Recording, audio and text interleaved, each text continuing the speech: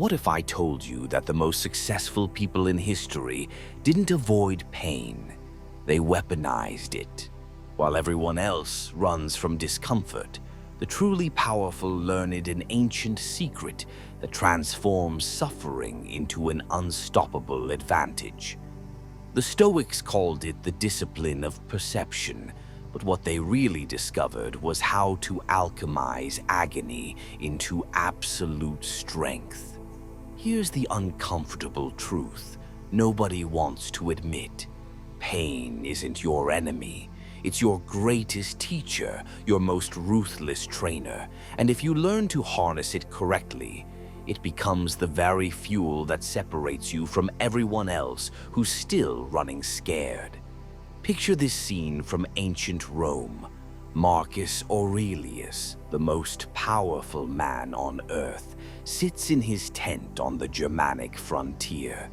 He's battling external enemies, internal betrayal, a plague ravaging his empire, and a son who's turned into everything he stands against.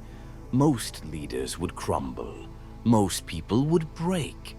But Marcus does something different, something that transforms him from just another emperor into a legend whose words still guide minds 2,000 years later. He writes in his journal, "The impediment to action advances action. What stands in the way becomes the way." This isn't just philosophical poetry. This is a combat manual for turning life's worst moments into your greatest victories. And once you understand how this mental alchemy works, you'll never look at adversity the same way again. The first thing you need to understand is that pain is information, not punishment. When you touch a hot stove, the pain isn't there to torment you, it's there to save your life. But somewhere along the way, we've been conditioned to believe that emotional and psychological pain serves no purpose, that it's just something to numb, avoid, or medicate away. The Stoics knew better. They understood that emotional pain is your psyche's way of showing you exactly where you need to grow stronger. Think about Epictetus, born a slave, physically disabled, treated worse than livestock for decades. He could have spent his life bitter, broken, focused on what was taken from him. Instead, he developed a philosophy so powerful that Roman emperors became his students. How? He learned to separate what happened to him from what he thought about what happened to him. He discovered that between stimulus and response lies a space, and in that space lies your power to choose your reaction. This is where most people get it completely wrong. They think strength means not feeling pain. Real strength means feeling the pain fully and choosing your response anyway. It's the difference between being a victim of your circumstances and being the author of your response to them. Here's how this works in practice. Let's say you get betrayed by someone you trusted completely. The immediate reaction is rage, hurt, maybe a desire for revenge. Most people either suppress these feelings or get consumed by them. But the Stoic approach is different. You acknowledge the pain without judgment. I am experiencing betrayal and hurt. Then you ask the crucial question, how can this experience make me stronger, wiser, more resilient? Marcus Aurelius faced constant betrayal from his closest advisors and allies. His response wasn't to become cynical or paranoid. His response was to become more discerning about character, more skilled at reading people's true motivations, more strategic about who he trusted with what level of information. Every betrayal became a masterclass in human nature that made him a more effective leader. The second principle is what the Stoics called voluntary discomfort. While everyone else seeks the path of least resistance, you deliberately choose harder paths to build your capacity for handling difficulty. This isn't masochism. This is strategic preparation. When you voluntarily endure controlled discomfort, you're building psychological muscle for when involuntary discomfort shows up. Seneca, one of the wealthiest and most powerful men in Rome, would periodically live like a peasant. He'd sleep on the floor, eat simple food, wear rough clothes. Why? Because he understood that luxury makes you fragile. By voluntarily experiencing what he feared losing, he removed fear's power over his decisions. When Nero eventually ordered him to commit suicide, Seneca faced death with such composure that even his executioners were moved. This isn't about becoming a monk or rejecting success. This is about building anti-fragility, the quality that makes you stronger under stress rather than weaker. Every time you choose the harder workout, have the difficult conversation, face the uncomfortable truth about yourself, you're making deposits in what I call your resilience account. But here's where it gets really interesting, and where the Stoics understood something that modern psychology is just catching up to. They knew that your interpretation of events has more impact on your life than the events themselves.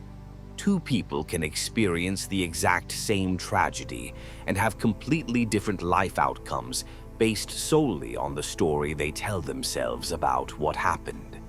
Consider Viktor Frankl, who survived the Nazi concentration camps and went on to develop logotherapy. He observed that the prisoners who survived weren't necessarily the physically strongest or even the most privileged. They were the ones who found meaning in their suffering, who used their pain as fuel for a larger purpose.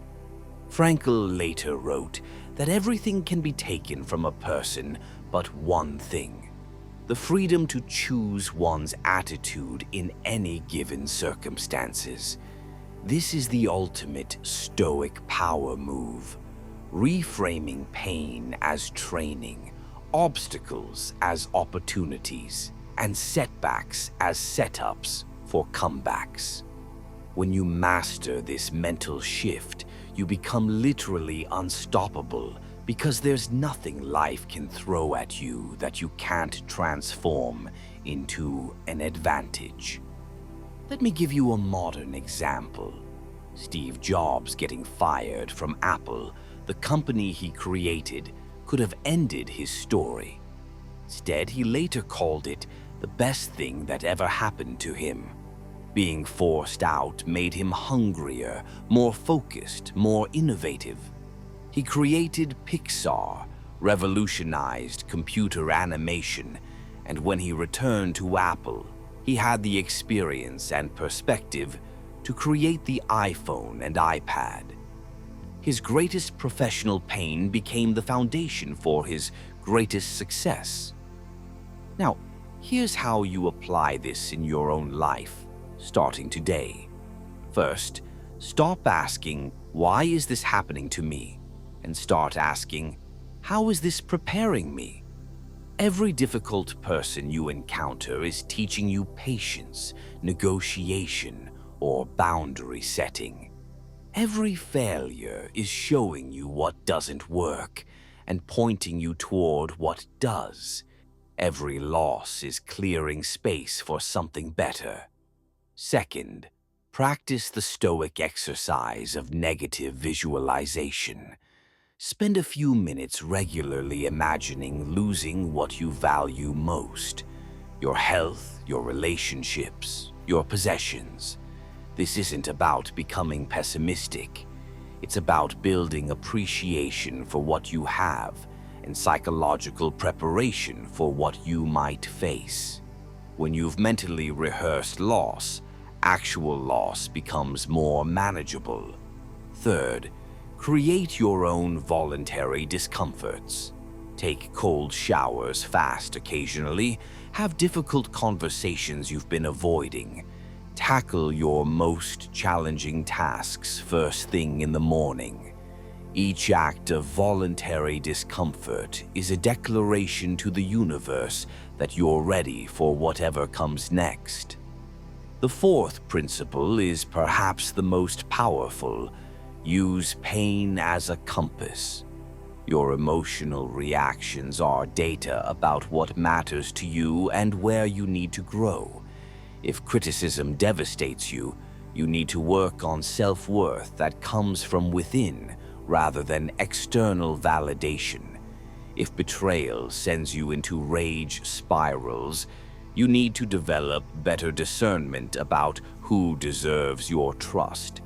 If failure paralyzes you, you need to redefine your relationship with perfectionism. Marcus Aurelius wrote, "Confine yourself to the present." When pain hits, most people either ruminate about the past or catastrophize about the future. But pain only exists in the present moment, and in the present moment, you can handle anything. The Stoics understood that suffering is pain plus resistance. When you stop fighting the reality of your current experience and start working with it instead, the suffering transforms into strength. Here's what separates the truly powerful from everyone else. They understand that resilience isn't about avoiding storms. It's about learning to dance in the rain. They know that character isn't built in comfort zones, but in the crucible of challenge. They realize that every master was once a beginner who refused to give up, and every expert was once a disaster who kept trying anyway. The ancient Stoics didn't have the luxury of modern comfort and convenience, so they developed something far more valuable: unshakable inner strength. They learned that external circumstances have no power over your internal state unless you give them that power. They discovered that freedom isn't about controlling what happens to you. It's about controlling how you respond to what happens to you. So the next time life hits you with something painful, remember this: you have a choice. You can be a victim of your circumstances or a student of them. You can let pain break you down or use it to build you up.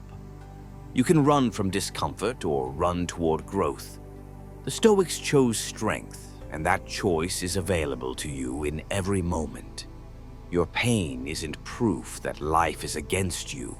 It's proof that life is preparing you for something greater than you can currently imagine. The question isn't whether you'll face adversity. The question is whether you'll let it forge you into something stronger or let it leave you broken. The Stoics already showed us the way. Now it's your turn to walk the path.